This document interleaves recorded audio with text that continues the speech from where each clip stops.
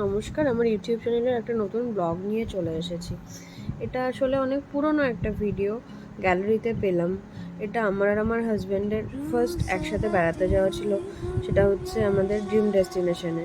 তো কলকাতা শহরকে bye bye করে অনেক ভোরের ফ্লাইট ধরে আমরা বেরিয়ে পড়েছিলাম আমাদের গন্তব্যের উদ্দেশ্যে।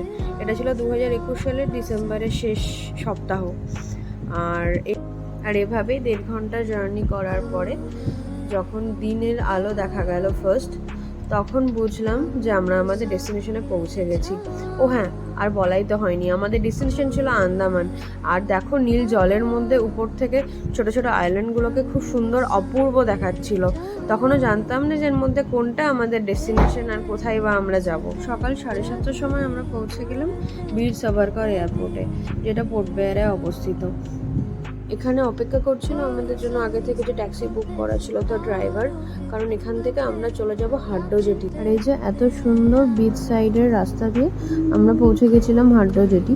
আর ওখান থেকে আমাদের টিকিট ছিল ক্রুজের হ্যাভলক আইল্যান্ডে যাওয়ার প্রথম দিনের জন্য।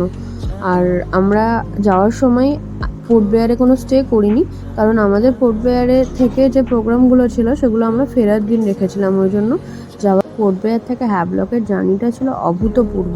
আপনি চারিদিকে যেখানেই তাকাবেন শুধু জল, আর এই নীল জলের মধ্যে কয়েকটা আইল্যান্ড, যেগুলো কোনোটাই আপনার অ্যাক্সেসিবল ডিস্টেন্সে নয়।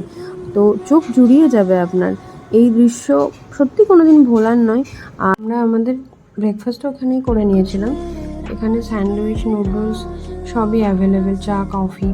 আর যেহেতু ডিসেম্বর আন্দামানের ট্যুরিজমের জন্য পিক টাইম, তো বেশ সমস্ত সিটও দেখলাম ভর্তি ছিল এখানে। এটা ছিল ম্যাক্রুজের শিপ একটা।